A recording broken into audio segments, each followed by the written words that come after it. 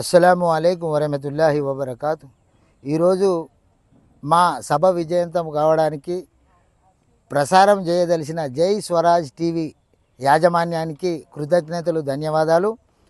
ఈరోజు సాయంత్రం 6 గంటలకు ఇస్లామియా కాలేజ్ గ్రౌండ్లో వక్ఫ్ అమెండ్ బిల్కు వ్యతిరేకంగా, కాలా కానూన్కు వ్యతిరేకంగా జరగబోయే సభను విజయవంతం చేయాలి.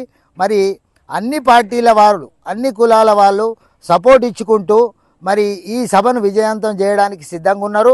మరి గ్రామాల నుంచి వచ్చే వాళ్ళు, సిటీ నుంచి వచ్చే వాళ్ళు మరి క్షేమంగా చేరుకోవాలి, వీలైనంత తొందరలో బయలుదేరాలి.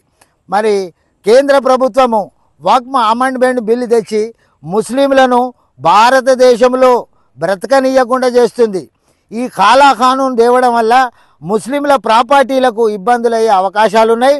కేంద్ర ప్రభుత్వం ఇప్పటికైనా ఏదైతే వక్ఫ్ బోర్డ్ అమెండ్మెంట్ బిల్ తెచ్చిండ్రో, పార్లమెంట్లో ఆమోదపరిచిండ్రో దాన్ని రద్దుపరుచుకోవాలి.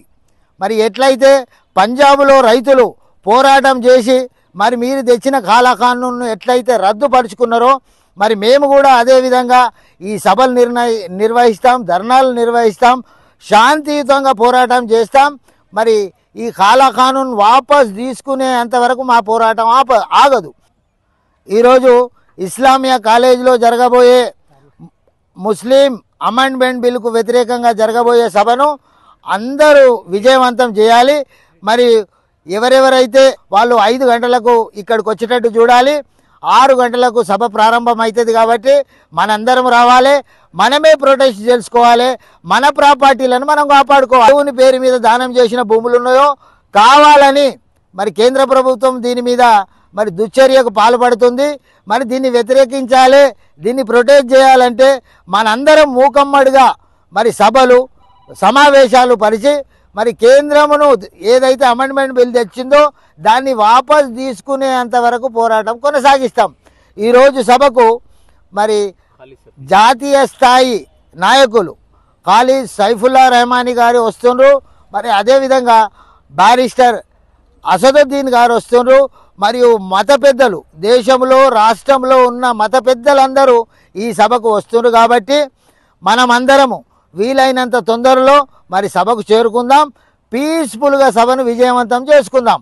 దయచేసి మరి వరంగల్ ముస్లిం ప్రజలకు తెలియజేసేది ఏమనంటే, ఏదైతే ఇంతకుముందు సభ ఆలస్యమైంది, సభ వెనుకకైంది, ఇంకా పర్మిషన్ దొరకలేదని ఏవైతే అపోహలు ఉన్నాయో ఇవన్నీ అబద్ధాలు. నిన్ననే ఏసీపీ గారు, సిఐ గారు వచ్చి మీరు పీస్ఫుల్గా చేసుకోండి సభ అని మరి పర్మిషన్ ఇవ్వబడింది. అందరూ మన వాడలో గల, మన మసీదులో గల అందరు కమిటీలు, వాడలో గల పెద్దలు మరి మన ప్రాపర్టీని, మనం దేవుని పేరు మీద ఉన్న ప్రాపర్టీలను కాపాడుకోవడానికి మనందరం ముందు రావాలి. ఈ సభను విజయవంతం చేయాలి. కేంద్ర ప్రభుత్వానికి మన ఈ సభ నుండి మెసేజ్ పంపాలి. ఏదైతే బిల్ ఉన్నదో ఆ బిల్లును వాపస్ తీసుకునేంత వరకు మా పోరాటాలు ఆగవు.